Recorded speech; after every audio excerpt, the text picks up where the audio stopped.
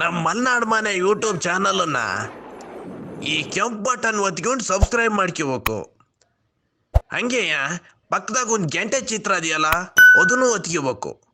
ಹಿಂಗೆ ಒತ್ಕೊಂಡ್ರೆ ನಾವು ಹಾಕೋ ಸ್ಪೆಷಲ್ ವಿಡಿಯೋ ಎಲ್ಲರಿಗಿಂತ ಮುಂಚೆ ನಿಮಗೆ ಗೊತ್ತದ ಕಣ್ರ. ಅಲ್ಲ ಗೊತ್ತಾತಲ್ಲ.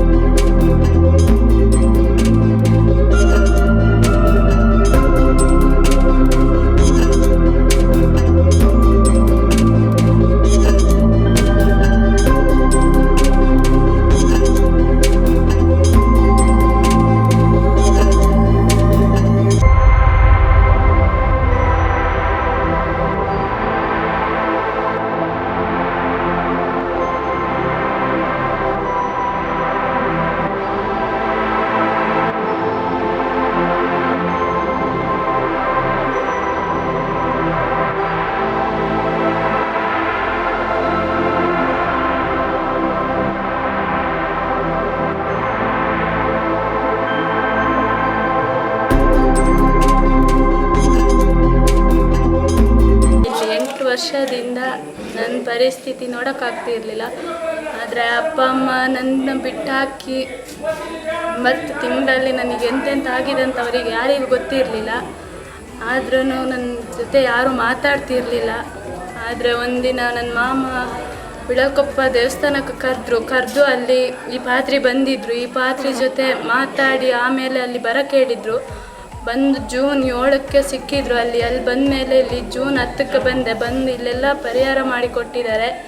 ಈಗ ಎಲ್ಲ ದೂರಲ್ಲೂ ಸಾಲ್ವ್ ಆಗಿದೆ.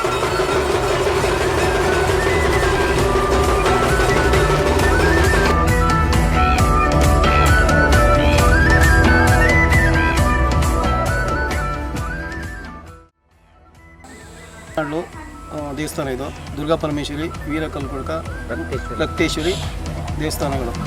ಇಲ್ಲಿ ನಾವು ಈ ದೇವಸ್ಥಾನಕ್ಕೆ ಬರ್ತಾ 1 ವರ್ಷ ಆಯಿತು. ನಾವು ಏನೋ ಒಂದು ವಿಷಯಕ್ಕೆ ಬಂದಿದ್ದು. ಇಲ್ಲಿ ಬಂದಾಗ ದೇವಸ್ಥಾನದ ಪಾತ್ರಿಗಳು, ಸತೀಶ್ ಪಾತ್ರಿಗಳು, ಇಲ್ಲಿ ಯಾವ ಒಬ್ಬ ದೇವಸ್ಥಾನಕ್ಕೆ ಒಬ್ಬರು ಅಧ್ಯಕ್ಷ ಅಂತ ಬೇಕೇ ಬೇಕು ಅಂತ ನಮ್ಮನ್ನ ಪಟ್ಟು ಹಿಡ್ಕೊತು. ಯಾವಾಗ ಮೂರು ಪಟ್ಟು ಬಂದಾಗ ಅವಾಗ ನಾವೇನು ಮಾಡಿದೆವು, ದೇವಸ್ಥಾನಕ್ಕೆ ಬಂದಾಗ ಇಲ್ಲ ನಮಗೆ ಭಾಳ ದೂರಿಂದ ಬರಬೇಕು, ನಮಗೆ ಒಪ್ಪಿಕೊಳ್ಳೋಕ್ಕಾಗೋದಿಲ್ಲ ಅಂತ ಹೇಳಿ ಮನೇಲಿ ಮೀಟಿಂಗ್ ಕರೆದವು. ನಮ್ಮೂರಾಗಿ ಮೀಟಿಂಗ್ ಕರೆದಾಗ ಇಲ್ಲ ನೀವೇ ಆಗಲೇಬೇಕು, ನಿಮ್ಮ ದುಡ್ಡು ಕಾಸು ನಮ್ಗೆ ಏನು ಬೇಡ, ಒಟ್ಟು ದೇವಸ್ಥಾನಕ್ಕೆ ಒಬ್ಬರು ಅಧ್ಯಕ್ಷ ಅನ್ನೋದು ನಮಗೆ ಬೇಕು, ನಿಮ್ಮ ಪಕ್ಕ ಜನ ಒಳ್ಳೆ ಮನುಷ್ಯ ಇದಾಗಿದ್ದರಿಂದ ನಮಗೆ ಬೇಕು ಅಂತ ಹೇಳೋದು. ನೀವೆಲ್ಲ ನಮ್ಮ ನೆಂಟರು ಎಲ್ಲರೂ ಸೇರಿ ಆಯಿತು ಒಪ್ಪಿಕೊಳ್ಳಿ ಅಂತ ಹೇಳಿ ನಾವು ಒಪ್ಪಿಕೊಳ್ಳ. ಈಗ 1 ವರ್ಷ ಆಯಿತು. 1 ವರ್ಷದಾಗೆ ಇಲ್ಲಿ ಏನೇನು ಕಾರ್ಯಕ್ರಮ ಆಗ್ತಾಯಿದ್ದಾವೆ ಅಂದರೆ ನಮಗೆ ವಿಶೇಷ ಆಗ್ತಾಯಿದೆ. ವಿಶೇಷ ಅಂದರೆ ಭಾಳ ವಿಶೇಷ.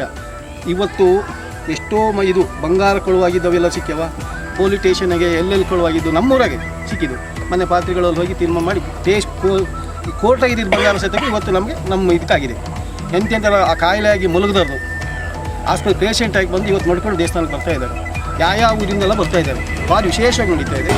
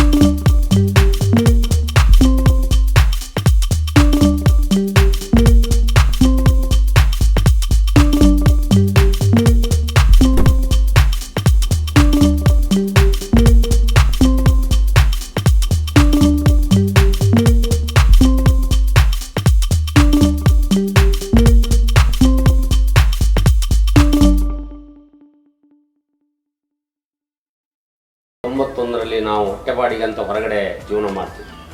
ಆ ಕ್ಷೇತ್ರ ಭಾಗದಲ್ಲಿ ನನ್ನದೇ ಆದ ಒಂದು ಉದ್ಯೋಗ ಹೋಟೆಲ್ ಮಾಡ್ಕೊಂಡಿದ್ದಾಗ ಇದೇ ಥರ ಒಂದು ದೇವರು ಆಳ್ಕೆ ಆಗ್ತಿತ್ತು. ಈ ರೀತಿ ಆಳ್ಕೆ ಆದಾಗ ಎಲ್ಲಿ ಕೇಳಿದ್ರೂ ಒಂದು ಕ್ಷೇತ್ರ ಮಾಡಲಿಕ್ಕಿದೆಯಾ ಅಂತೆಲ್ಲ ಬಂತು. ಕ್ಷೇತ್ರ ಧರ್ಮಸ್ಥಳಕ್ಕೆ ಹೋದೆ ನಾವು. ಆ ಧರ್ಮಸ್ಥಳದಲ್ಲಿ ಹೋದಾಗ ಹೆಗಡೆರ ಮುಂಭಾಗದಲ್ಲೆಲ್ಲ ನಿಂತಿದ್ದು ಮಾಡಿದಾಗ ಇದು ಮಂದಾರ್ತಿಗೆ ಸಂಬಂಧಪಟ್ಟ ದೇವರು ಅಂತ ತೀರ್ಮಾನ. ಆ ನಂತರ ಭಾಗದಲ್ಲಿ ನಾವು ಮಂದಾರ್ತಿಗೆ ಮಂದಾರ್ತಿಯಲ್ಲಿ ಬಂದೆಲ್ಲ ದೇವ್ರ ಹತ್ರ ಕೇಳಿದಾಗ ಹೌದು ಅದು ನಂದು ಶಕ್ತಿ ಅಲ್ಲಿ ಇದೆ, ಹೀಗೆ ಅಲ್ಲಿ ಮಾಡೋರು ಯಾರಿಲ್ಲ, ನೀನು ಮುಂದಿಟ್ಟು ಮಾಡಬೇಕು ಅಂತ ತೀರ್ಮಾನ ಆಯಿತು. ನಂತರ ಭಾಗದಲ್ಲಿ ನಾನು ಕೇಳಿದೆ, ನನ್ನ ಹತ್ರ ಏನೂ ಬಂಡವಾಳ ಇಲ್ಲ, ನನ್ನ ಹತ್ರ ಯಾವುದೇ ಒಂದು ಹಣಕಾಸಿಲ್ಲ, ನಾನು ಹೇಗೆ ಮಾಡಲಿ ಅಂತ ಕೇಳಿದಾಗ ಭಗವಂತ ಹೇಳಿದ್ರು, ನನಗೆ ಅದೆಲ್ಲ ಮೈ ಮೇಲೆಲ್ಲ ಬರೋದು ಇಷ್ಟ ಇಲ್ಲ, ಇಲ್ಲಿವರೆಗೆ ನಾನು ಅಯ್ಯಪ್ಪ ಸ್ವಾಮಿ ಭಕ್ತ ಬಿಟ್ಟರೆ ನನಗಿದೆಲ್ಲ ಗೊತ್ತಿಲ್ಲ ಅಂತ ಹೇಳಿದಾಗ ನಾನು ಬಂದು ಅದನ್ನೆಲ್ಲ ಸರಿ ಮಾಡಿಸ್ತೇನೆ ಅನ್ನೋದನ್ನು ಅಲ್ಲಿ ನುಡಿಯಾಯಿತು. ನಂತರ ಭಾಗದಲ್ಲಿ ಇದೇ ಥರ ಆಯಿತು. ಇಲ್ಲಿ ಪ್ರಥಮವಾಗಿ ಈ ಕ್ಷೇತ್ರವನ್ನು ಮಹಾಬಲ ಸುವರ್ಣ ಅನ್ನೋರು ನಡೆಸ್ತಾ ಇದ್ರು. ಮಹಾಬಲ ಸುವರ್ಣ ಅವ್ರು ನಡೆಸ್ತಾ ಇದ್ರು. ಅವರು ನಮ್ಮ ವಂಶ ಪರಂಪರೆಯಾಗಿ ಅಜ್ಜ ಆಗಬೇಕಿತ್ತು. ಅವರು ಆದ ನಂತರದಲ್ಲಿ ಅವರ ಮಗ ಆದ ಸುಂದರ ಪೂಜಾರು ಅನ್ನೋರು ನಡೆಸ್ತಾ ಇದ್ರು. ಅವರು ಹಾಗೆ ಪೂಜೆ ಮಾಡ್ತಾನೆ ಇದು ಯಾವುದೋ ಒಂದು ಸರಿಕಟ್ಟು ಆಗಲಿಲ್ಲ ಅನ್ನೋ ರೂಪದಲ್ಲಿ ಇದಾಯಿತು. ಈ ಕುಟುಂಬದಲ್ಲಿ ಪದ್ಮಾವತಿ ಕುಟುಂಬ ಅಂತ ನಮ್ಮದು ಮೂರೂರು ಗರಡಿ ಮನೆಯವರು, ನಾವು ಕೋಟಿ ಚೆನ್ನೈರ ಕುಟುಂಬದವರು. ಈ ರೀತಿ ಇದೆಲ್ಲ ಕೇಳಿದಾಗ ಅಲ್ಲಿ ಒಂದು ದೊಡ್ಡ ಶಕ್ತಿಗಳಿದ್ದಾವೆ, ಅದನ್ನೆಲ್ಲ ಜೀರ್ಣೋದ್ಧಾರ ಮಾಡಬೇಕು ಅಂತ ಆಯಿತು.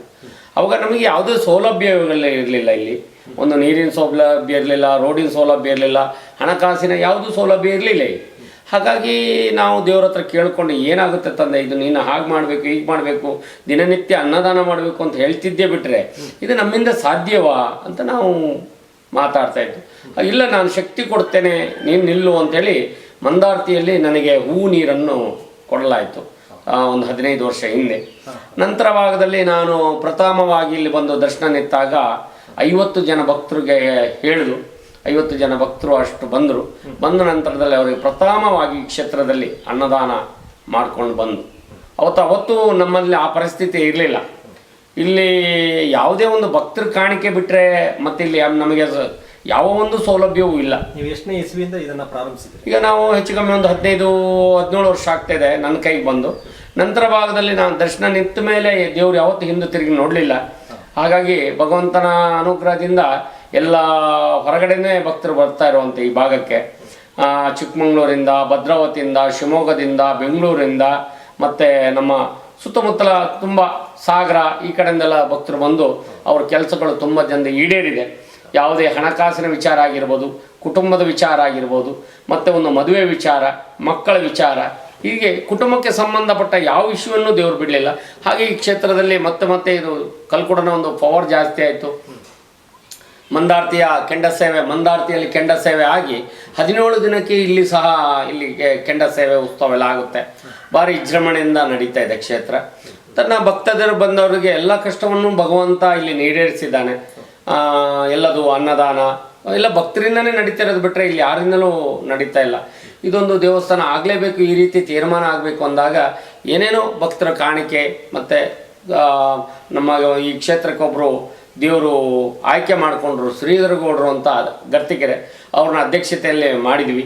ಅವ್ರ ಅಧ್ಯಕ್ಷತೆ ಮಾಡಿದಾಗ ನಮಗೆ ತುಂಬ ಹಣದ ಹರಿವೆ ಬಂದ್ಬಿಡ್ತು. ಅಧ್ಯಕ್ಷರಾದಂಥ ಶ್ರೀಧರಗೌಡರು ಸಹ ಈ ಕ್ಷೇತ್ರವನ್ನು ಈಗ ಮುನ್ನಡೆಸ್ತಾ ಇದ್ದಾರೆ. ಹೌದೌದು, ಈಗ ಅಧ್ಯಕ್ಷರಾಗಿದ್ದಾರೆ. ಈಗಾಗಲೇ ಅವರು ಸಹ ಕಲ್ಕುಡ ದೇವಸ್ಥಾನಕ್ಕೆ 5 ಲಕ್ಷ ರೂಪಾಯಿ ದಾನವನ್ನು ಕೊಟ್ಟು ಪ್ರತಿ ತಿಂಗಳಲ್ಲಿ ಒಮ್ಮೆ ಅವರು ಅನ್ನದಾನಕ್ಕೆ ಈ ಕ್ಷೇತ್ರದಲ್ಲಿ 5,000 ರೂಪಾಯಿ ಹಣವನ್ನು ಕೊಡ್ತಾ ಇದ್ದಾರೆ. ತುಂಬ ಜನಕ್ಕೆ ಇಲ್ಲಿ ಎಲ್ಲದರಲ್ಲೂ ಆರೋಗ್ಯದಲ್ಲಿ, ಹಣಕಾಸಿನ ವಿಚಾರದಲ್ಲಿ, ಜಮೀನಿನ ವಿಚಾರದಲ್ಲಿ ಹೆಚ್ಚು ಕಮ್ಮಿ 30-40 ವರ್ಷ ಕೋರ್ಟಲ್ಲಿ ತೀರ್ಮಾನ ಆಗದಂಥ ಕೆಲಸಗಳು ಸಹ ಇಲ್ಲಿ ತೀರ್ಮಾನ ಆಗಿದೆ. ಹಾಗಾಗಿ ಇಲ್ಲಿ ಬಂದಂಥ ಭಕ್ತಾದಿಗಳನ್ನು ದೇವರು ಯಾವತ್ತೂ ಕೈ ಬಿಡಲಿಲ್ಲ. ಅವರು ನಂಬಿಕೊಂಡು ಬಂದಿದ್ದಾರೆ. ಆ ನಂಬಿದಕ್ಕೆ ಇಲ್ಲಿ ಪ್ರಥಮವಾಗಿ ಶ್ರೀ ದುರ್ಗಾಪರಮೇಶ್ವರಿ, ರಕ್ತೇಶ್ವರಿ ಅಮ್ಮನವರು, ಹಾಗೆ ಮಂದಾರ್ತಿಗೆ ನೇರವಾಗಿ ಕಾಣಿಕೆ ಹೋಗುತ್ತೆ. ಹಾಗೆ ನಾಗದೇವತೆಯವರು ಮತ್ತು ವೀರಕಲ್ಕುಡ ಸ್ವಾಮಿ ಮತ್ತು ಧರ್ಮಸ್ಥಳದ ಕುಟುಂಬದ ಅಂತ ಬಂದಂಥ ಅಣ್ಣಪ್ಪ ಸ್ವಾಮಿ ಮತ್ತು ವರ್ತೇಶ್ವರಿ ಮಂತ್ರಗಣ ಅಂತ ಒಂದು ಶಕ್ತಿ ಕೂಡ ಇದೆ ಇಲ್ಲಿ. ಭಾರಿ ವಿಶೇಷ ಪೂಜೆಗಳೆಲ್ಲ ನಡೀತದೆ. ತಿಂಗಳಲ್ಲಿ ಒಂದು 2-3 ಸಲ ಭಾರಿ ವಿಶೇಷ ಪೂಜೆ ಆಗುತ್ತೆ. ಮತ್ತು ನಮ್ಮನ್ನು ತುಂಬ ಜನನು ಹೊರಗಡೆಗೂ ಕರೀತಾರೆ, ಬನ್ನಿ ನೀವು ಇದೇ ಕ್ಷೇತ್ರದಲ್ಲಿ ದರ್ಶನ ಆಗಬೇಕು, ನಿಮ್ಮ ನೀವು ಆ ಕ್ಷೇತ್ರದಲ್ಲಿ ನಮ್ಮ ಮನೆಗೆ ಬಂದಾಗ ನೀವು ಅಲ್ಲಿ ದರ್ಶನ ಮಾಡಿದರೆ ನಮಗೆ ತುಂಬ ಒಳ್ಳೆಯದಾಗಿದೆ. ತುಂಬ ಮನೆಗೂ ಕರೆದಿದ್ದಾರೆ. ಅವ್ರ ಮನೆಯೆಲ್ಲ ತುಂಬ ಕುಟುಂಬದಲ್ಲಿ ಕಲಹ ಮತ್ತು ಆಣೆ ಭಾಷೆ ಇಂಥದ್ದೆಲ್ಲ ಹುಟ್ಟುಗತೆಯಾಗಿ ಅವ್ರು ಇವತ್ತು ಎಷ್ಟೋ ಕುಟುಂಬಗಳು ಒಳ್ಳೆಯದಾಗಿದೆ. ಸ್ವಾಮಿಗಳೇ, ಈಗ ಈ ದೇವಸ್ಥಾನದಲ್ಲಿ ದರ್ಶನ ಇದೆಲ್ಲ ಇದೆ, ಪೂಜಾ ಕಾರ್ಯಗಳು ನಡೀತದೆ. ಹಾಗೆ ಈಗ ಯಾವುದೇ ಭಕ್ತರ ಮನೆಯಲ್ಲಿ ಅವರ ಮನೆಯಲ್ಲಿ ಏನಾದ್ರು ತೊಂದರೆಗಳಿದ್ದಾಗ ನೀವು ಅಲ್ಲಿಯೂ ಸಹಿತ ಹೋಗಿ ದರ್ಶನ ಮಾಡ್ತೀರಿ ಅಂತ ನಾವು ಕೇಳಿದ್ದೀವಿ. ಹೌದು, ಅದಕ್ಕೆ ನೀವು ಅಲ್ಲಿ ಹೋಗ್ತೀರಾ? ಹೌದು.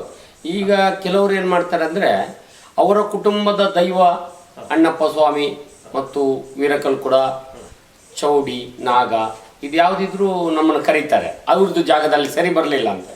ಇಲ್ಲ, ಅದೆಲ್ಲ ಬಂಧನ ಆಗಿರ್ತದೆ, ಕೆಲವೆಲ್ಲ ದೈವಗಳೆಲ್ಲ ಬಂಧನ ಆಗಿರುತ್ತೆ. ಅಂಥ ಸಂದರ್ಭದಲ್ಲಿ ಇಲ್ಲಿನ ಕಲ್ಕುಡ ಸ್ವಾಮಿನ ಕರ್ಕೊಂಡೋಗಿ ಅಲ್ಲಿ ದರ್ಶನ ಮಾಡ್ತಾರೆ. ಹಾಂ, ಅದರಲ್ಲೂ ತುಂಬ ಜನ ಯಾರು ಇಲ್ಲಿ ಕರ್ಕೊಂಡೋಗಿರೋದು ಹೆಚ್ಚು ಕಮ್ಮಿ ಒಂದು 2,000-3,000 ಜನ ಮನೆ ಕರ್ಕೊಂಡೋಗಿದ್ದಾರೆ. ಅವ್ರ ಮನೆಯಲ್ಲಿ ಸಹ ಇವತ್ತಿಗೂ ಅವರು ಇಲ್ಲಿ ಭಕ್ತರಾಗಿದ್ದಾರೆ.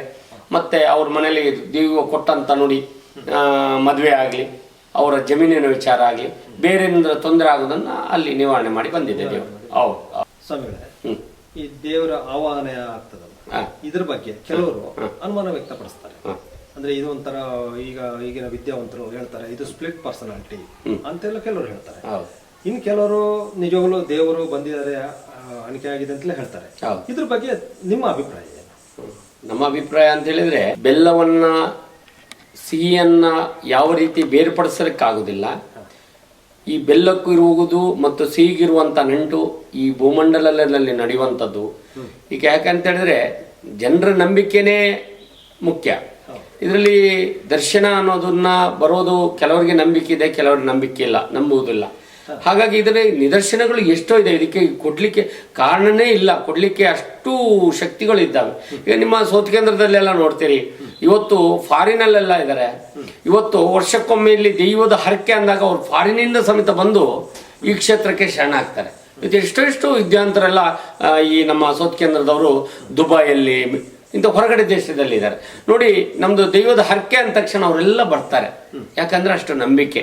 ಈ ನಂಬಿಕೆನೇ ಮುಖ್ಯ. ನಾವು ಎಷ್ಟು ನಂಬಿದ್ದೇವೋ ಅದು ದೈವಶಕ್ತಿ ಖಂಡಿತ ಅದು ಉಂಟು. ಈಗ ದರ್ಶನ ಅನ್ನೋದು, ಈಗ ನಾವು ಮಾಮೂಲು ನಿಮ್ಮ ಹಾಗೆ ಒಂದು ಅನ್ನ ಸಾರು ಊಟ ಮಾಡುವಂಥ ವ್ಯಕ್ತಿಗಳು, ಇಲ್ಲಿ ದೈವ ದರ್ಶನ ಬಂದಾಗ ಆ ಬೆಂಕಿಯಲ್ಲಿ ಹೊಡ್ಕೊಳ್ಳುವಂಥದ್ದು, ಕತ್ತಿಯಲ್ಲಿ ಹೊಡ್ಕೊಳ್ಳುವಂಥದ್ದು ಬೇರೆ ಟೈಮಲ್ಲಿ ನಮ್ಮ ಹತ್ರ ಏನು ಮಾಡ್ಲಿಕ್ಕೆ ಆಗುದಿಲ್ಲ. ಅದೇ ಒಂದು ಶಕ್ತಿ ಬಂದು ನಮ್ಮ ಹತ್ರ ಆ ಕೆಲಸವನ್ನು ಮಾಡ್ತದೆ. ಮತ್ತೆ ಎಷ್ಟೋ ನಿದರ್ಶನಗಳಿದ್ದಾವೆ ನಮ್ಮಲ್ಲಿ. ದೈವ ಈಗ ನಾವು ಬೇರೆ ಟೈಮಿಗೆ ಬಂದು ಹೇಳಿ ಸ್ವಾಮಿ ಅಂದರೆ ಹೇಳಲಿಕ್ಕೆ ಸಾಧ್ಯ ಇಲ್ಲ.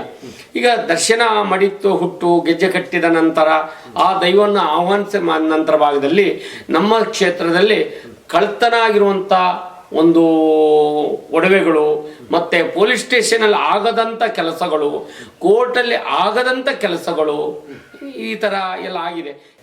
ಹಾಗೆ ಇನ್ನು ಕಾರಣಗಳು ಕೊಡಲಿಕ್ಕೆ ತುಂಬ ಇದೆ. ಇದೇ ಕ್ಷೇತ್ರದಲ್ಲಿ ಶಾಸಕರಾದಂಥ ರಾಜೇಗೌಡರು ಅವರು ಈ ಕ್ಷೇತ್ರದ ಗೆಲ್ಲಬೇಕಾದ್ರೆ ದೇವ್ರು ಹೇಳಿತ್ತು, ನಿನ್ನ ಗೆಲ್ಲಿಲ್ಲ ಅಂದರೆ ನಾನು ಈ ಜಾಗದಲ್ಲೇ ಕುಣಿಯೋದಿಲ್ಲ, ನಿನ್ನ ಗೆಲ್ಲಿಸ್ತೇನೆ ಅಂತ ಮಾತು ಕೊಟ್ಟಿತ್ತು. ಹಾಗೆ ಅದು ಒಂದು ಒಳ್ಳೆ ಸೋಲಾಗಿದ್ರೆ ನಮ್ಮನ್ನು ಪಾತ್ರಿಗಳನ್ನ ಯಾರಾದರೂ ನಂಬ್ತಿದ್ರ? ಅದು ಒಂದು ದೈವ ಪವಾಡ ನೋಡಿ. ಮತ್ತೆ ನಮ್ಮ ನಾಗ ಪ್ರತಿಷ್ಠಾಪನೆ ಆಗುವಾಗ ನಾವು ನಾಗನಿಗೆ ಕಲ್ಲು ಹಾಕಿದಾಗ 2 ಹಾವುಗಳು ಬಂತು. ನಂತರ ಭಾಗದಲ್ಲಿ ಆ ನಾಗ ಪ್ರತಿಷ್ಠಾಪನೆ ಆಗುವಾಗ 27 ದಿನ ಇಲ್ಲಿ ನಾಗ ಬಂದು ಕೂತಿತ್ತು. ಹಾಗೆ ಇಲ್ಲಿ ಈ ಕ್ಷೇತ್ರದ ಬಗ್ಗೆ ನಾವು ಯಾರಿಗೂ ಪ್ರಚಾರ ಮಾಡಲಿಲ್ಲ, ಅವರ ಆ ದೇವರಿಂದನೇ ಪ್ರಚಾರ ಆಗಿದೆ. ಮತ್ತು ನಮ್ಮಲ್ಲಿ ಯಾವುದೇ ಒಂದು ಸೌಲಭ್ಯ ಇಲ್ಲ. ನಮಗೆ ಒಂದು ರಾಜಕೀಯ ವ್ಯಕ್ತಿಯಿಂದ ಆಗಲಿ ಅಥವಾ ಯಾರ ಗಣ್ಯ ವ್ಯಕ್ತಿಗಳಿಂದ ನಮಗೆ ಇಲ್ಲಿ ಯಾರು ಇಲ್ಲಿ ಭಕ್ತರು ಯಾರು ಬರ್ತಾರೋ ಅವ್ರು ಏನಿಲ್ಲಿ ಕಾಣಿಕೆ ಹಾಕ್ತಾರೋ ಅದರಿಂದನೇ ಒಂದು ದೇವಸ್ಥಾನ ಇಷ್ಟು ದೊಡ್ಡದಾಗಿದೆ. ಮತ್ತು ಪ್ರತಿ ತಿಂಗಳಲ್ಲಿ 2 ಬಾರಿ ದರ್ಶನ, ಅದು 2 ಬಾರಿಯೂ ಅನ್ನದಾನ ಇದೆ. ನಾವು ಯಾರ ಹತ್ರ ಅಷ್ಟು ದುಡ್ಡು ಕೊಡಿ ಇಷ್ಟು ದುಡ್ಡು ಕೊಡಿ ಚಂದ ಎತ್ತುವಂಥದ್ದು ಇಂಥದ್ದು ಯಾವುದು ನಾವು ಮಾಡ್ತಾ ಇಲ್ಲ. ಈ ಭಗವಂತ ಇಲ್ಲಿ ಕರ್ಸ್ಕೊತಿದ್ದಾನೆ, ಅವನು ಮಾಡಿಸ್ಕೊತಿದ್ದಾನೆ, ನಾವು ಮಾಡ್ತಿದ್ದೇವೆ. ನಿದರ್ಶನ ನಾನು ದೈವವನ್ನು ನಂಬ್ತಿರ್ಲಿಲ್ಲ. ನನಗೇನಾದರೆ ಒಂದು ವರ್ಷಕ್ಕೊಮ್ಮೆ ಮಾಲೆ ಹಾಕುವಂಥದ್ದು, ಶಬರಿಮಲೆ ಹೋಗುವಂಥದ್ದು ಇತ್ತು. ಈಗ ನಾನು ಶರಣಾಗಿದ್ದೇನೆ, ಇದರಿಂದ ಇನ್ನೇನು ಬೇಕು, ದೈವ ಲೀಲೆ ಇಲ್ಲ ಅನ್ನೋದಕ್ಕೆ. ಇವತ್ತು ನಾವು ಎಷ್ಟು ಆರೋಗ್ಯವಾಗಿದ್ದೇವೆ ಅಂದರೆ ಒಂದು ಗಂಧ ಕೊಡ್ತಾನೆ ಭಗವಂತ. ಇಲ್ಲಿ ಎಷ್ಟು ನಿದರ್ಶನ ಆಗಿದೆ ನಮ್ಮಲ್ಲಿ. ಹೋದ ಸಲ ಏನಾಯಿತು ಅಂತ ಹೇಳಿದ್ರೆ ಒಂದು ನಿದರ್ಶನ ನಿಮ್ಗೆ ಹೇಳ್ತೇನೆ. ಈಗ ಇಲ್ಲೇ ಕೈಮರ ಅಂತ ಇಲ್ಲಿಂದ ಒಂದು 15 ಕಿಲೋಮೀಟರ್ದಿಂದ ದೂರದಲ್ಲಿ ಒಂದು ಒಬ್ಬಳೆ ಮಗಳು. ಆ ಮಗಳಿಗೆ ಏನಾಯಿತು, ಇದ್ದಿದ್ದಾಗೆ ಹುಷಾರಿಲ್ದಂಗೆ ಆಯಿತು. ಅವರು ಮಣಿಪಾಲ ಕರ್ಕೊಂಡೋದ್ರು. ಮಣಿಪಾಲ ಕರ್ಕೊಂಡೋದಾಗ ಅವ್ರು ಇಲ್ಲಿ ಭಕ್ತರೆ ಅವ್ರು ಬಂದಿದ್ದರು. ಆಗ ಸ್ವಾಮಿ ನಮ್ಮದು ಒಂದು ಮಗು ಇದ್ದಿದ್ದು ಅದು ಕೈ ತಪ್ಪಿ ಹೋಯಿತು ಅಂತ ಹೇಳಿದರು. ಅವಾಗ ಇಲ್ಲ ಸ್ವಾಮಿ ಪ್ರಾರ್ಥನೆ ಮಾಡ್ಕೊಳ್ಳಿ ಅಂತ ಹೇಳಿದೆ. ಈ ಕ್ಷೇತ್ರಕ್ಕೆ ಕರ್ಕೊಂಬಂದರು. ಮಣಿಪಾಲದಲ್ಲಿ ಏನು ಹೇಳಿದ್ರು ಅಂದರೆ ಡಾಕ್ಟ್ರ್ 24 ಗಂಟೆ ಮಾತ್ರ ಬದುಕೋದು, ಅದನ್ನು ತಗೊಂಡೋಗಿ ನೀವು ಅಂತ ಹೇಳಿದರು. ಈ ಕ್ಷೇತ್ರ ಕರ್ಕೊಂಡು ಬಂದು ಕ್ಷೇತ್ರದ ದೇವರ ಆ ಕಲ್ಕೊಡೋನ್ ಮುಂದೆ ಮಲಸಿ ತೀರ್ಥ ಎಲ್ಲ ಹಾಕಿದ ಮೇಲೆ ಆ ಮಗು ಇವಾಗ SLCಯಲ್ಲಿ 75% ರಿಸಲ್ಟ್ ತಗೊಂಡು ಒಳ್ಳೆ ಕಾಲೇಜಿಗೆ ಹೋಗ್ತಾ ಉಂಟು. ಇಂಥ ನಿದರ್ಶನಗಳು ತುಂಬ ಉಂಟು ಇಲ್ಲಿ. ಇದಕ್ಕೆ ಈ ದೈವದ್ದು ಸುಳ್ಳು ಅನ್ನೋರಿಗೆ ಅವರು ಮನುಷ್ಯರೇ ಅಲ್ಲ ಅಂತ ನಾನು ಹೇಳ್ತೇನೆ. ಸ್ವಾಮಿಗಳೇ, ಈಗ ನಿಮಗೆ ದೇವರು ನಿಮ್ಮಲ್ಲಿ ಆಹ್ವಾನ ಆದಾಗ ನಿಮ್ಮ ಸ್ವಂತ ಅನುಭವ, ನಿಮ್ಮ ಮಾನಸಿಕ ಸ್ಥಿತಿ ಯಾವ ರೀತಿ ಇರ್ತದೆ, ಅದ್ರ ಬಗ್ಗೆ ಸ್ವಲ್ಪ ತಿಳಿಸಿ. ನಮ್ಮ ಅನುಭವ ಅಂತ ಹೇಳಿದರೆ, ನಾವು ಗೆಜ್ಜೆ ಕಟ್ಟಿ ಮಡಿ ಕಟ್ಟಿ ಆ ದೇವರ ತೀರ್ಥವನ್ನು ಪ್ರದರ್ಶನ ಮಾಡಿದ ನಂತರ ನಾವು ಯಾವ ಸ್ಥಿತಿಯಲ್ಲಿದ್ದೇವೆ ಎಂದು ನಮಗೆ ಗುರ್ತಿಡಲಿಕ್ಕಾಗೋದಿಲ್ಲ. ಮತ್ತು ನೀವು ಸಹ ಎದುರುಗಡೆ ಬಂದು ನಾನೇ ಪದ್ಮನಾಭ ಅಂತ ಇಂಥ ಏನಾರು ಹೆಸರು ಹೇಳಿದ್ರು ನಮಗೆ ಅದು ಗುರ್ತಿಡುವಂಥ ಇದೇ ನಮಗೆ ಸಂದರ್ಭನೇ ನಮ್ಮ ಕಣ್ಣು ಮುಂದೆ ಕಾಣೋದಿಲ್ಲ. ಯಾರೋ ನಮ್ಮ ಹತ್ರ ಹೇಳ್ತಿದ್ದೇನೆ ಅನ್ನೋ ರೀತಿಯಲ್ಲಿ ನಮ್ಗೆ ಅನುಭವ ಆಗುತ್ತೆ. ಮತ್ತು ಎಷ್ಟೇ ಪರಿಚಯದವರು ಮುಂದೆ ಬಂದು ನಿಂತರೂ ಇವರೇ ಅಂತ ಹೇಳಲಿಕ್ಕೆ ಬರೋದಿಲ್ಲ. ಅದು ದೈವ ಲೀಲೆ ಆಗಿರುತ್ತೆ. ಆ ರೀತಿಯೇ ಅದು ಬಂದಿರೋದು. ಹುಟ್ಟುಗತೆ ದೈವದ ಹುಟ್ಟುಗತೆಯೂ ಆ ರೀತಿ ಬಂದಿರೋದು. ನಾನು ದಡಿ ಕುಟ್ಟಿ ದರ್ಶನ ಬಂದಾಗ ಅದು ಆ ರೀತಿ ಕ್ರಮ ಇರುತ್ತೆ ಅನ್ನೋದೇ ಸತ್ಯ. ಅದು ಈಗ ನೀವು ಈ ನಮ್ಮ ತುಳುನಾಡು ಶೈಲಿಯಲ್ಲಿ ದರ್ಶನಕ್ಕೆ ನಿಂತಾಗ 3 ಗಳಿಗೆ ಅನ್ನೋ ಒಂದು ಪದವನ್ನ ನೀವು ಬಳಸ್ತೇವೆ. ಅದರದ ಅರ್ಥ ಏನು? ಅದರ ಅರ್ಥ ಅಂದ್ರೆ 3 ಗಳಿಗೆ ಅಂದ್ರೆ ದೈವ ಒಂದು 3 ಗಳಿಗೆ ಆದರೂ ದೈವ ಆಹ್ವಾನ ಆಗುತ್ತೆ ಅನ್ನೋದು ಅದು ಸತ್ಯ. ದೇಹದೊಳಗೆ ಆ ಶಕ್ತಿ ಇರ್ತದೆ. ಮತ್ತೆ ದೈವ ಹೇಳುವಂಥದ್ದು ಅನಾದಿ ಕಾಲದಿಂದ ಅಂತ ಹೇಳುವಂಥ ಒಂದು ಮಾತಿದೆ. ನಾನು ಕಟ್ಟಿದ ಗೆಜ್ಜೆಯಲ್ಲಿ, ಹುಟ್ಟಿದ ಮಡಿಯಲ್ಲಿ, ಹಿಡಿದ ಹಿಂಗಾರದಲ್ಲಿ ಮುಡುಪು ಅಂತ ಹೇಳ್ತಾರೆ. ಇದಕ್ಕೆ ಬಿಟ್ಟ ಮುಡುಪಲ್ಲೇ ಆದರೂ ನಾನು ಇದ್ದೇ ಇರ್ತೀನಿ ಅಂತ. ಆ ಶಕ್ತಿ ದೈವದೊಂದು ಶಕ್ತಿ ಹಿಡಿದ ಹಿಂಗಾರದಲ್ಲಿ ಇರ್ಬೋದು, ನಾವು ಹುಟ್ಟ ಮಡಿಯಲ್ಲಿ, ಗೆಜ್ಜೆಯಲ್ಲಿ ಅಥವಾ ಮುಡಿಯಲ್ಲಿ, ನಾಲಿಗೆ ಕುತ್ತಿಗೆಯಲ್ಲಿ ಕೊಟ್ಟಂಥ ನುಡಿಗಳನ್ನು ಹುಸಿಯಾಗದ ರೀತಿಯಲ್ಲಿ ಆ ಭಗವಂತ ನಡೆಸಿಕೊಡ್ತಾನೆ ಅನ್ನೋದು ನಮ್ಮ ಪೂರ್ವಕಾಲದಿಂದಲೂ ಅದು ನಂಬಿಕೆ. ಅದೇ ರೀತಿ ನಂಬ್ತಾ ಬಂದಿದ್ದಾರೆ. ಈಗ ನೋಡಿ, ಸಾಧಾರಣ ಒಂದು ಮನೆಯಲ್ಲಿ ಪಂಜುಳಿ ನಂಬಿರ್ತಾರೆ. 1 ವರ್ಷ ಹರಕೆ ಕೊಡಲಿಲ್ಲ ಅಂದರೆ ಅವನ ಮನೇಲಿ ಸುರಾಗುತ್ತೆ, ಏನಾದರೆ ತೊಂದರೆ ಅಂತ. ಈಗ ನಾವು ಎಡದ ಕೈಯನ್ನು ಹೇಗೆ ನಂಬ್ತೀವೋ, ಬಲದ ಕೈ, ನಮ್ಮ ದೇಹದಲ್ಲಿ 2 ಕೈ ಇದೆ ಎಂದು ಎಷ್ಟು ಸತ್ಯವೋ ಅಷ್ಟೇ ಸತ್ಯ ಭೂಮಂಡಲದಲ್ಲಿ ದೈವ ದೇವರು ಅನ್ನೋದು ಸತ್ಯ. ಈಗ ನಾವು ನಾಗಂದು ಎಷ್ಟೋ ಈಗ ಜಾತಿ ಯಾವುದಾದ್ರೆ ಅದರಲ್ಲಿ ನಾಗಂದು ತೊಂದರೆ ಅಂದರೆ ತೋರಿಸ್ಬಿಟ್ಟಿದೆ. ಈಗ ನೋಡಿ, ಸುಬ್ರಹ್ಮಣ್ಯದಲ್ಲಿ ಈ ಕ್ಷೇತ್ರದಲ್ಲಿ ಹೇಳ್ತದೆ, ನಿನಗೆ ನಾಗಂದು ತೊಂದರೆ ಇದೆ, ನೀನು ಸುಬ್ರಹ್ಮಣ್ಯಕ್ಕೆ ಹೋಗಿ ಸರ್ಪ ಸಂಸ್ಕಾರ ಮಾಡಿ ಬಾ. ಇಲ್ಲಿ ಕೊಟ್ಟಂತ ನುಡಿ ಅಲ್ವಾ ಅದು ಪಾತ್ರಿ ಹೇಳಿದಾನೋ ದೈವ ಹೇಳಿದೋ ಆ ನಂಬಿಕೆ. ಅವನಲ್ಲಿ ಹೋಗಿ ಸರ್ಪ ಸಂಸ್ಕಾರ ಮಾಡಿರ್ತಾನೆ. ಸರ್ಪ ಸಂಸ್ಕಾರ ಮಾಡಿ ಬಂದ ಮೇಲೆ ಅವನಿಗೆ ಆ ಚರ್ಮ ರೋಗ ಅಥವಾ ಅವನಿಗೆ ಆರೋಗ್ಯದಲ್ಲಿ ಎಷ್ಟೋ ಜನಕ್ಕೆ ಆಗಿದೆ ಅಲ್ವಾ. ಇದಕ್ಕೆ ಎಷ್ಟೋ ನಿದರ್ಶನಗಳಿದ್ದಾವೆ. ಈಗ ನಮ್ಮ ಎಷ್ಟೋ ರಾಜ್ಯವನ್ನು ಆಳುವಂಥವ್ರಿಗೂ ಇದು ಕಂಡು ಬಂದಿದೆ ನೋಡಿ. ನಾಗನ್ ತೊಂದರೆ ಅದು ಹೇಳಿರುವಂಥ ಒಂದು ದೈವ, ಇಲ್ಲಾಂದರೆ ಪವಾಡ, ಇಲ್ಲ ಒಂದು ಭಟ್ರ ರೂಪದಲ್ಲೇ ಹೇಳುವಂಥದ್ದು. ಈಗ ಭಟ್ರು ಹೇಳಬೇಕಾದ್ರೂ ಒಂದು ದೈವನ ಮುಂದಿಟ್ಕೊಳ್ಳೇಬೇಕಲ್ವಾ. ಈಗ ಭಟ್ರು ಹೇಳ್ತಾರೆ ಈ ಥರ ಆಗಿದೆ ನಿಮಗೆ ತೊಂದರೆ, ಅವರು ದುರ್ಗಾ ಪರಮೇಶ್ವರನ ಇಟ್ಕೋಬೇಕು, ಇಲ್ಲಾಂತೆ ಇಂಥದ್ದೇ ಒಂದು ಶಕ್ತಿ ನಾಗದೇವ್ರನ್ನ ಕೂತ್ಕೊಂಡು ಅದ್ರ ಮುಂದೆನೇ ಪಂಚಾಂಗ ಹೇಳುವಂಥದ್ದು ಬಿಟ್ಟರೆ ಅವರು ಏನು ಸ್ವಇಚ್ಛೆಯಿಂದ ಯಾರು ಹೇಳಲಿಕ್ಕೆ ಸಾಧ್ಯ ಇಲ್ವಲ್ಲ. ಈಗ ದೇವರ ಹೆಸರಿನಲ್ಲಿ ತುಂಬಾ ಕಡೆ ತುಂಬಾ ಸ್ವಾಮಿಗಳು, ಇನ್ನು ಬೇರೆ ದೇವರ ಹೆಸರಿನಲ್ಲಿ ತುಂಬಾ ಜನಗಳಿಗೆ ಮೋಸ ಮಾಡುವಂಥದ್ದು ನಡೀತಾ ಇದೆ. ಅದರ ಬಗ್ಗೆ ನಿಮ್ಮ ಈ ದೇವಸ್ಥಾನದಲ್ಲಿ ನೀವು ಯಾವ ರೀತಿ ಮುಂಜಾಗ್ರತೆ ಕ್ರಮಗಳನ್ನು ತಗೊಂಡಿದ್ದೀರಿ?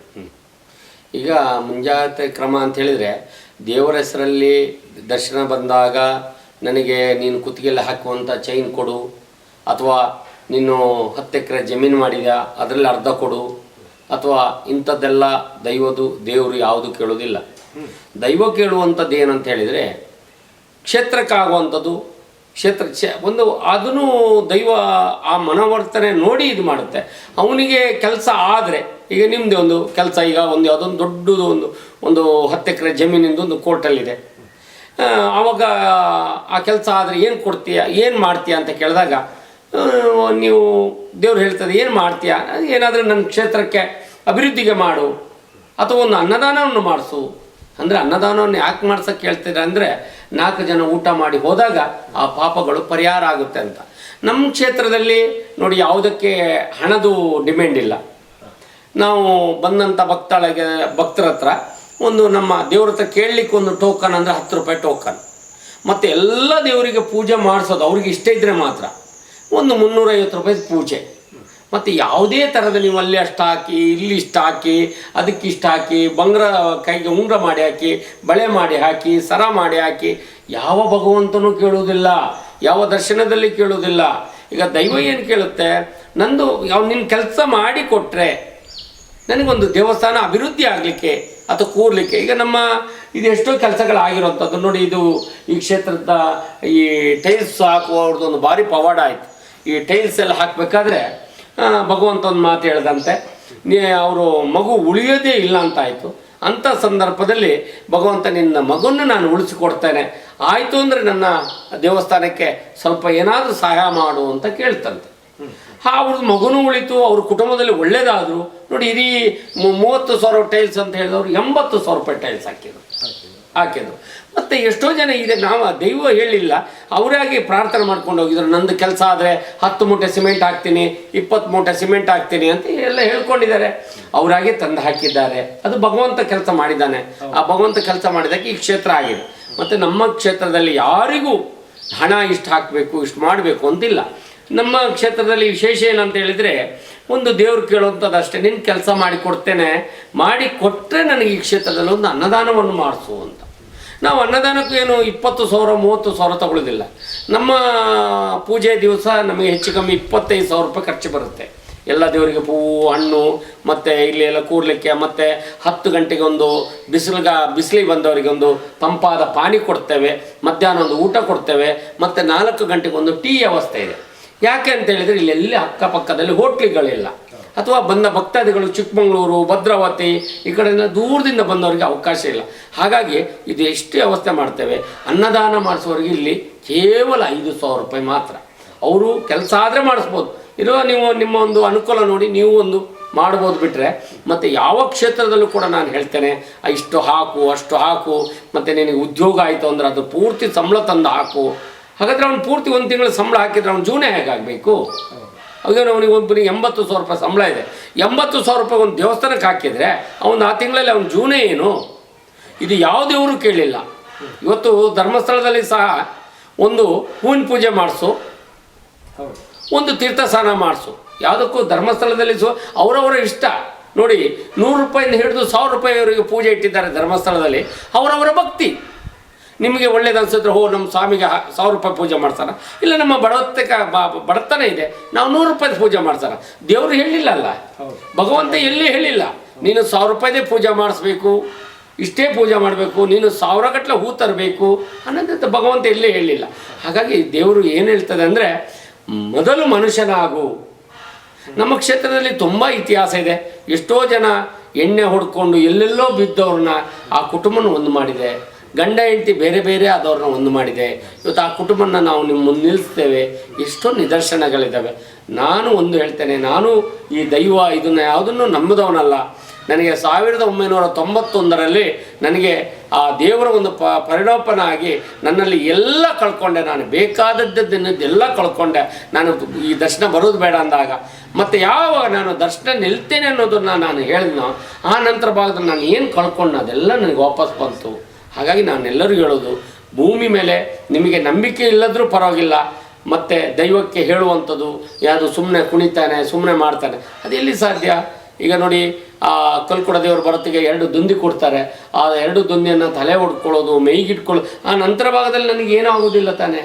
ಅದೇ ದೈವಲೀಲೆ ಅಂತ ಹೇಳೋದು. ಹಾಗಾಗಿ ದೈವ ಇರೋದು ಸತ್ಯ, ದೇವರು ಇರೋದು ಸತ್ಯ.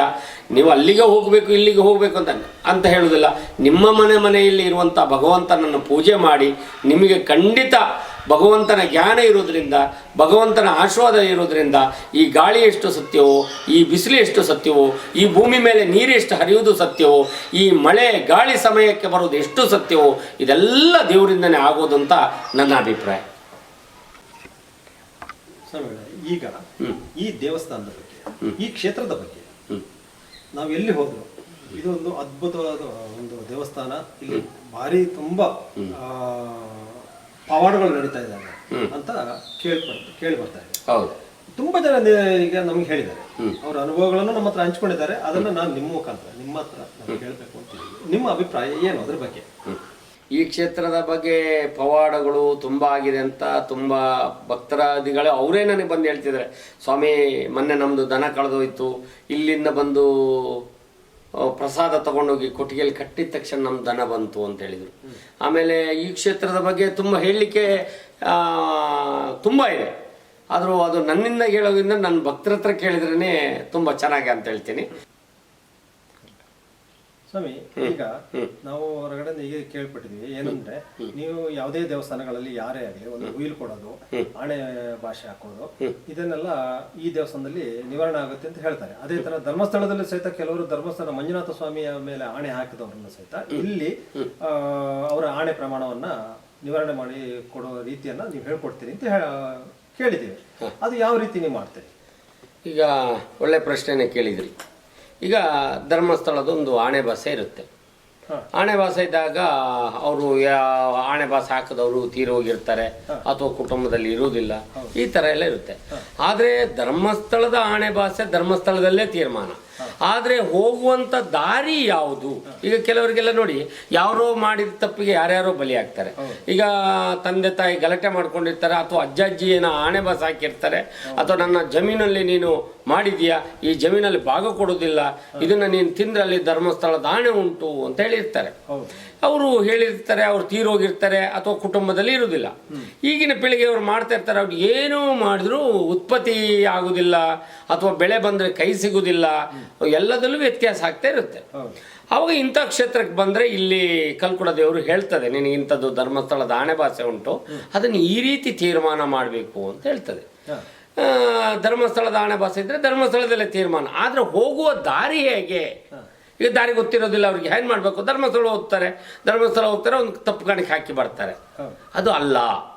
ಈ ದೇವರು ಇಲ್ಲಿ ಏನು ತೀರ್ಮಾನ ಕೊಡ್ತದೆ ಅಂದರೆ, ಕೈ ಮತ್ತು ನಾಲಿಗೆ ಮತ್ತು ಸರ್ಗಿಯನ್ನು ಕ್ಷೇತ್ರ ಧರ್ಮಸ್ಥಳಕ್ಕೆ ಸಮರ್ಪಣೆ ಮಾಡಿ, ಅಲ್ಲಿ ಪಾತ್ರಿಗಳು ಅಥವಾ ಪಾರಿಪತ್ಯರು ಅಥವಾ ಹೆಗ್ಗಡೆಯವರು ಅವ್ರ ಹತ್ರ ಹೇಳಿ ನೀನು ತೀರ್ಥಸ್ನಾನವನ್ನು ಮಾಡಿ ಅಲ್ಲಿ ಒಂದು ಗಂಧ ಪ್ರಸಾದನ ಹಿಡಿಬೇಕು ಅಂತ ಇಲ್ಲಿ ಕಲ್ಕುಡ ನುಡಿಯಾಗುತ್ತೆ. ಅಥವಾ ಅವರಿಗೆ ಗೊತ್ತಾಗಲಿಲ್ಲ ಅಂದರೆ ನಮ್ಮ ಕ್ಷೇತ್ರದಿಂದಲೂ ನಾವು ಅವ್ರಿಗೆ ಕಳಿಸ್ಕೊಡ್ತೇವೆ. ಈ ರೀತಿ ತೀರ್ಮಾನ ಮಾಡ್ಕೊಂಬರ್ಲಿಕ್ಕೆ ನಮ್ಮ ಕ್ಷೇತ್ರದಿಂದನೂ ಹೋಗ್ತೇವೆ. ಇಲ್ಲ ಅಂತ ಹೇಳಿದರೆ ನಾವು ಇಲ್ಲಿಂದ ಈ ದೇವ್ರ ತೀರ್ಮಾನ ಈ ಥರ ಆಗಿದೆ, ಈ ತೀರ್ಮಾನವನ್ನು ಕೊಡಿ ಅಂತೇಳಿ ಸ್ವಾಮಿಗೆ ಒಂದು ನಾವು ಈ ಕ್ಷೇತ್ರದಿಂದ ಒಂದು ಲೆಟರ್ ಕಳಿಸ್ತೇವೆ.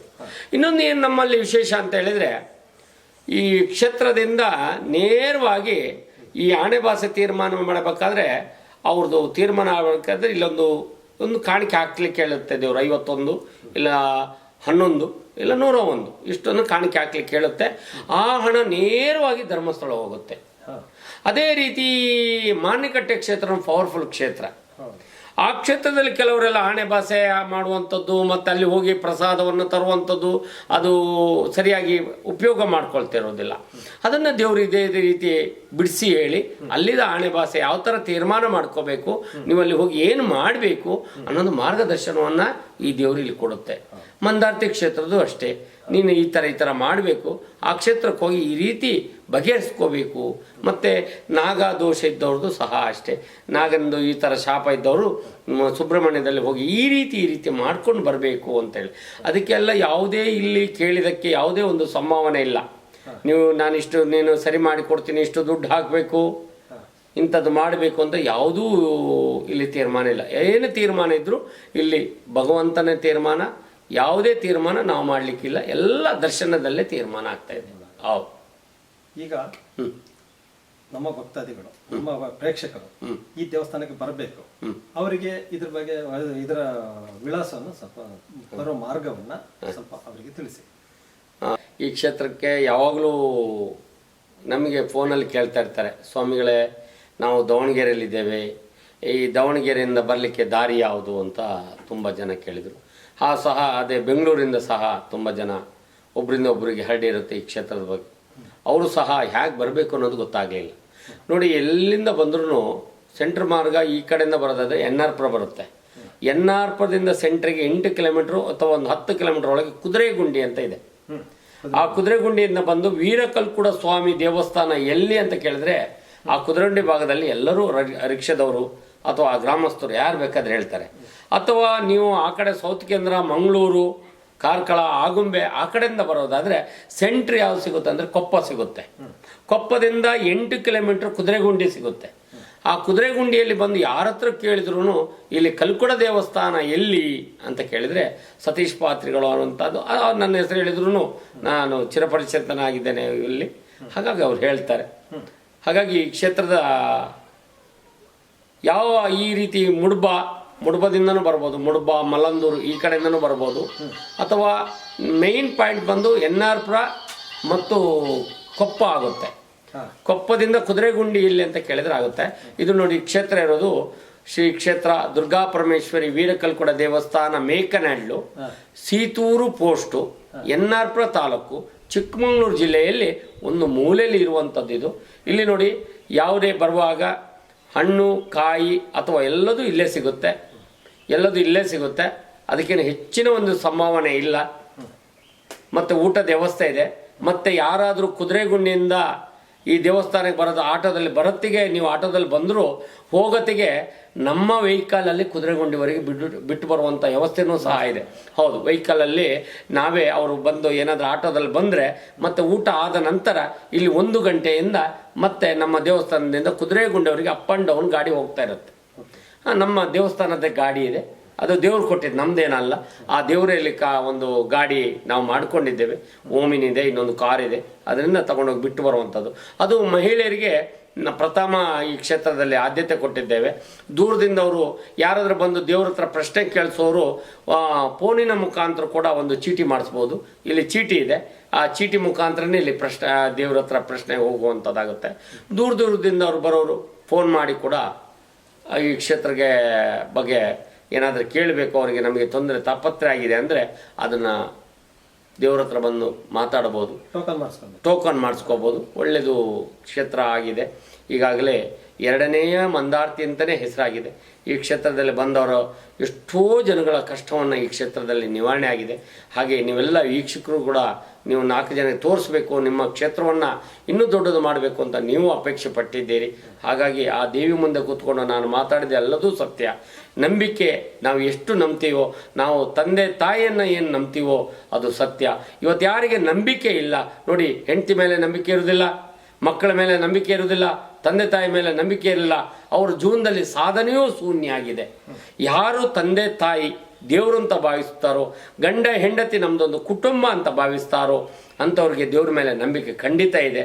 ಪ್ರತಿಯೊಬ್ಬರು ನೀವು ಆ ದೇವ್ರನ್ನೇ ನಂಬಬೇಕು, ಈ ದೇವ್ರನ್ನೇ ನಂಬಬೇಕು ಅನ್ನೋದು ಸುಳ್ಳು. ಈಗ ಭಗವಂತನು ಎಲ್ಲದೂ ಭಗವಂತನ ಲೀಲೆ ಇರುತ್ತೆ. ಆ ಭಗವಂತನ ಲೀಲೆಯಲ್ಲಿ ನಿಮ್ಮ ಮನೆಯಲ್ಲಿರುವಂಥ ಒಂದು ಲಕ್ಷ್ಮೀ ಫೋಟೋವನ್ನು ಸಹ ನೀವು ಬೆಳಗ್ಗೆ ಎದ್ದು ಒಂದು ಸ್ನಾನ ಮಾಡಿ ಒಂದು ಪೂಜೆ ಮಾಡಿದರೆ ನಿಮ್ಗೆ ಎಷ್ಟೋ ನೆಮ್ಮದಿ ಸಿಗುತ್ತೆ. ಹಾಗೆ ಎಂಥ ತಿರುಪತಿ ತಿಮ್ಮಪ್ಪ ದೇವ್ರದ್ದು, ಮಂಜುನಾಥ ಸ್ವಾಮಿ ಫೋಟೋ, ಉಗ್ರ ನರಸಿಂಹಸ್ವಾಮಿ ಫೋಟೋ, ಮನೆಯಲ್ಲಿ ಯಾವ ದೇವರನ್ನು ಸಹ ನಾವು ಪೂಜೆ ಮಾಡಿದರೆ, ಹಿಂದೂ, ಮುಸ್ಲಿಮ್ಸ್, ಕ್ರಿಶ್ಚಿಯನ್ಸ್, ಇಲ್ಲಿ ಎಷ್ಟೋ ಜನ ಮುಸ್ಲಿಮ್ಸ್ ಅಂತ ಸಹ ಬಂದಿದ್ದಾರೆ, ನಮ್ಮದು ಸ್ವಾಮಿ ಹಿಂಗಾಯಿತು ಅಂತೇಳಿ. ಹಾಗಾಗಿ ನಮ್ಮಲ್ಲಿ ಜಾತಿ ಭೇದ ಇಲ್ಲ. ಮತ್ತು ನಮ್ಮಲ್ಲಿ ಏನಂದರೆ ಗರ್ಭಗುಡಿ ಒಳಗೆ ಆ ಕ್ಯಾಸ್ಟ್ ಅವ್ರು ಬರಬಾರ್ದು, ಈ ಕ್ಯಾಸ್ಟ್ ಅವ್ರು ಬರಬಾರ್ದು, ಅವರು ಅದನ್ನು ಮುಟ್ಟಬಾರ್ದು ಅನ್ನೋದು ಯಾವುದೂ ಭೇದ ಇಲ್ಲ. ಇದು ಮಂದಾರ್ತಿ ಟೈಪಲ್ಲೇ ಇದೆ. ಮಂದಾರ್ತಿಯಲ್ಲಿ ಕೂಡ ಯಾವ ಜಾತಿ ನೀವು ಅಂತ ಮಂದಾರ್ತಿಯಲ್ಲಿ ಕೇಳೋದಿಲ್ಲ. ಅದೇ ಥರ ನಮ್ಮ ಗರ್ಭಗುಡಿ ಪ್ರಾಂಗಣ ಒಳಗೆ ಯಾರು ಬೇಕಾದ್ರೆ ಬರ್ಬೋದು. ನಿಮ್ಮ ಭಕ್ತಿ ಏನಿದೆ, ಇಲ್ಲಿ ಎಷ್ಟು ಭಕ್ತಿ ನೀವು ತೋರಿಸಿದ್ರೋ ಅಷ್ಟು ಶಕ್ತಿಯನ್ನು ನಮ್ಮ ವೀರಕಲ್ಕುಡ ಸ್ವಾಮಿ, ರಕ್ತೇಶ್ವರಿ ಅಮ್ಮ, ವನದುರ್ಗಿ ದುರ್ಗಾ ಪರಮೇಶ್ವರಿ ನಾಗದೇವರು ಅಷ್ಟು ಶಕ್ತಿಯನ್ನು ಕೊಟ್ಟಿದ್ದಾರೆ. ನೋಡಿ, ಈ ನಾಗದೇವ್ರದ್ದು ಭಾರಿ ವಿಶೇಷ ಇದೆ.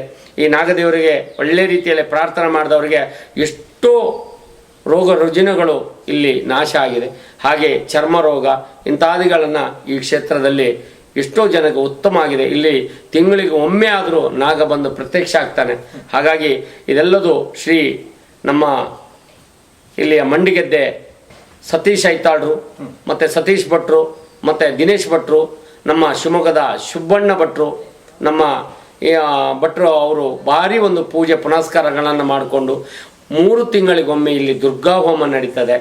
ವರ್ಷ ದುರ್ಗಾ ನಮಸ್ಕಾರ, ದುರ್ಗಾ ಹೋಮ, ಧಾರ್ಮಿಕ ಕಾರ್ಯಕ್ರಮಗಳು ಕೂಡ ನಡೀತದೆ. ನಾವು 1 ತಿಂಗಳ ಮೊದಲೇ ಇಲ್ಲಿ ದುರ್ಗಾ ಹೋಮವನ್ನು ಮಾಡಿಸಿದ್ದೇವೆ. ಮಳೆ ಬರಲೇಬೇಕು ಸ್ವಾಮಿ ಅಂಥೇಳಿ ಅವತ್ತು 4 ಹನಿ ಆದರೂ ಮಳೆ ಬಂದಿದೆ. ಇಂಥದ್ದು ನಿಮ್ಮೆಲ್ಲರಿಗೂ ಕುಟುಂಬಕ್ಕೆ ನೆಮ್ಮದಿ ಶಾಂತಿ ಸಿಗಲಿ, ನಿಮ್ಮ ಮನೆಯಲ್ಲಿ ಯಾವುದೇ ತೊಂದರೆ ತಾಪತ್ರ ಬರದ ರೀತಿಯಲ್ಲಿ ಆ ಮಂದಾರ್ತಿ ಶ್ರೀ ದುರ್ಗಾ ಪರಮೇಶ್ವರಿಯು ನಮ್ಮ ಕ್ಷೇತ್ರದ ತಾಯಿಯು ನಿಮಗೆ ಸದಾಕಾಲ ರಕ್ಷಣೆ ಮಾಡಲಿ. ಈ ಕ್ಷೇತ್ರನ ಯಾರು ನಂಬ್ಕೊಂಡು ಬಂದಿದ್ದಾರೋ ಅವ್ರಿಗೆ ಯಾವತ್ತೂ ದೇವರು ಕೈ ಬಿಡಲಿಲ್ಲ. ಇನ್ನೂ ಸಹ ನೀವು ಈ ಕ್ಷೇತ್ರಕ್ಕೆ ಒಮ್ಮೆ ಆದರೆ ಭೇಟಿ ಕೊಡಿ, ಈ ಕ್ಷೇತ್ರದ ಒಂದು ಪವಾಡಗಳನ್ನು ನೋಡಿ. ಈ ಕ್ಷೇತ್ರದಿಂದ ನಿಮಗೆ ನಿಮ್ಮ ಮನೆಯಲ್ಲಿ ಏನಾದರೂ ತೊಂದರೆ ತಾಪತ್ರಗಳಾಗಿದ್ದರೆ ಅದನ್ನು ಆ ಭಗವಂತ ಖಂಡಿತ ಸರಿ ಮಾಡಿ ಕೊಡ್ತಾನೆ. ಕಲಿಯುಗದಲ್ಲಿ ನಾವು ಕಲಿಯುಗದ ದೇವರು ದೈವ ಯಾವುದು ಅಂತ ಕೇಳಿದರೆ ನಮಗೆ ಪ್ರಥಮವಾಗಿ ಜ್ಞಾಪಕ ಆಗುವುದೇ ವೀರ ಕಲ್ಕುಡ ಸ್ವಾಮಿ. ಕಲಿಯುಗದ ಕಲ್ಕುಡ ಸ್ವಾಮಿಯೇ ಕಲಿಯುಗದ ಕಲ್ಕುಡ ಸ್ವಾಮಿ ಎಂದೇ ಹೆಸರಾಗಿದ್ದಾನೆ. ಈ ಕ್ಷೇತ್ರದಲ್ಲಿ ಭಾರಿ ಪವಾಡವನ್ನು ಸೃಷ್ಟಿ ಮಾಡಿದ್ದಾನೆ. ಇನ್ನೊಂದು ಏನು ಹೇಳಿದರೆ, ಎಲ್ಲ ಕ್ಷೇತ್ರದಲ್ಲಿ ಒಂದು ಮೂರ್ತಿ ಇಡಲಿಕ್ಕಿಲ್ಲ. ಈ ಕ್ಷೇತ್ರದಲ್ಲಿ ನನಗೆ ಮೂರ್ತಿಯೇ ಆಗಬೇಕು ಅಂಥೇಳಿ ಮೂರ್ತಿ ರೂಪದಲ್ಲಿ ವೀರಭದ್ರ ಸ್ವಾಮಿ ರೂಪದಲ್ಲಿ ಕೂತಿದ್ದಾನೆ ವೀರಕಲ್ಕುಡ ಸ್ವಾಮಿ. ನಿಮಗೆಲ್ಲರಿಗೂ ಆರೋಗ್ಯ ಐಶ್ವರ್ಯವನ್ನು ಕೊಡಲಿ, ನಿಮ್ಮ ಮನೆಯಲ್ಲಿ ನೆಮ್ಮದಿ ಕೊಡಲಿ, ನಿಮ್ಮ ಮನೆಯಲ್ಲಿ ಶಾಂತಿ ಇರಲಿ, ಸದಾ ನಿಮ್ಮ ಮನೆಯಲ್ಲಿ ಬೆಳಕು ಆರದ ರೀತಿಯಲ್ಲಿ ಬೆಳಗ್ತಾ ಇರಲಿ ಅಂತ ಈ ಕ್ಷೇತ್ರದ ಪರವಾಗಿ ನೀವು ಒಮ್ಮೆ ಭೇಟಿ ಕೊಡಿ ಈ ಕ್ಷೇತ್ರವನ್ನು ಅಂಥೇಳಿ ನಿಮಗೂ ಸಹ ಈ ಕ್ಷೇತ್ರದ ಪರವಾಗಿ ನಮ್ಮನ್ನು ಇಷ್ಟೊಂದು ಸೌಜನ್ಯದಿಂದ ಕೂತು ಕೇಳಿದ್ದೀರಿ. ಈ ಕ್ಷೇತ್ರದ ಬಗ್ಗೆ ಇಷ್ಟೊಂದು ಕಾಳಜಿ ವಹಿಸಿದ್ದೀರಿ. 4 ಕಡೆ ಭಕ್ತಾದರ ಹತ್ರನೇ ಕೇಳಿಕೊಂಡು ಈ ಕ್ಷೇತ್ರಕ್ಕೆ ಬಂದಿದ್ದೀರಿ. ನಿಮಗೂ ಕೂಡ ಧನ್ಯವಾದ ಇರಲಿ. ಈ ಕ್ಷೇತ್ರದ ಕಮಿಟಿ ಪರವಾಗಿ ಇಲ್ಲಿ ನೋಡಿ, ಇಲ್ಲಿ ಕ್ಷೇತ್ರದ ಕಮಿಟಿ ಅಂತ ಹೇಳಿದರೆ ಯಾರಿಲ್ಲಿ ಶ್ರೀಮಂತರಿಲ್ಲ. ಎಲ್ಲ ಕೆಲಸ ಮಾಡುವ ನಮ್ಮ 25ರಿಂದ 30 ಜನ ಸದಸ್ಯರಿದ್ದಾರೆ ಈ ಕ್ಷೇತ್ರದಲ್ಲಿ. ಯಾರು ಶ್ರೀಮಂತರಿಲ್ಲ. ಇಲ್ಲಿ ಎಲ್ಲರೂ ಕೆಲಸ ಮಾಡಿ ಕೂಲಿ ಮಾಡಿ ವಾರದಲ್ಲಿ ಪ್ರತಿ ಭಾನುವಾರ ಇಲ್ಲೆಲ್ಲ ಒಟ್ಟಾಗ್ತೀವಿ. ನಾವು ಎಲ್ಲ ಕೂಲಿ ಕೆಲಸ ಮಾಡೋರು. ಹಾಗಾಗಿ ಇಲ್ಲಿ ಶ್ರೀಮಂತರಿಲ್ಲ. ಇಲ್ಲಿ ಶ್ರೀಮಂತರಿಗೊಂದು ಅವಕಾಶ, ದುಡ್ಡಿದ್ದವನಿಗೊಂದು ಅವಕಾಶ, ದುಡ್ಡಿಲ್ದವನಿಗೊಂದು ಅವಕಾಶ ಇಲ್ಲ. ಎಲ್ಲರೂ ತಾಯಿ ಮಕ್ಕಳೇ. ನಾವೆಲ್ಲರೂ ಬಾಳಿ ಬದುಕಬೇಕು. ಜೀವನ ಅನ್ನೋದನ್ನು 3 ದಿನದ ಬಾಳ್ಮೆ. ಆ 3 ದಿನ ಬಾಳ್ಮೆಯಲ್ಲಿ ನಾವು ಸಂತೋಷವಾಗಿ ಖುಷಿಯಾಗಿ ನಗ್ನಗ್ತಾ ಇರಬೇಕು. ಅದಕ್ಕೆ ತಾಯಿ ಆಶೀರ್ವಾದ ಬೇಕು, ಆ ಭಗವಂತ ವೀರ ಕಲ್ಕುಡನ ಆಶೀರ್ವಾದ ಬೇಕು ಅಂಥೇಳಿ ನನ್ನ ಇಷ್ಟೊಂದು ಮಾತಾಡಲಿಕ್ಕೆ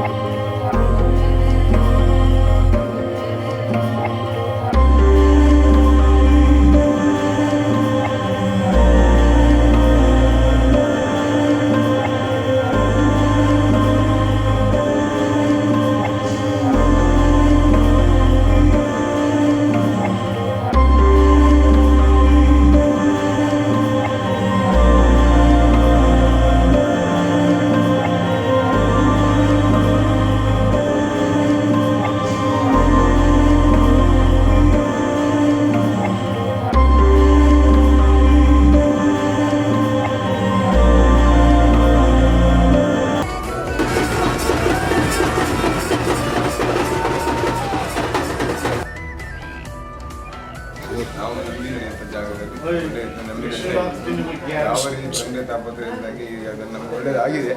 ಒಂದು ಒಳ್ಳೆಯ ನಂಬಿಕೆಯೂ ನಮಗಿದೆ. ಹಾಗಾಗಿ ಈಗ ದೇವಸ್ಥಾನ ನಡೀತಾ ಇದ್ದೀವಿ.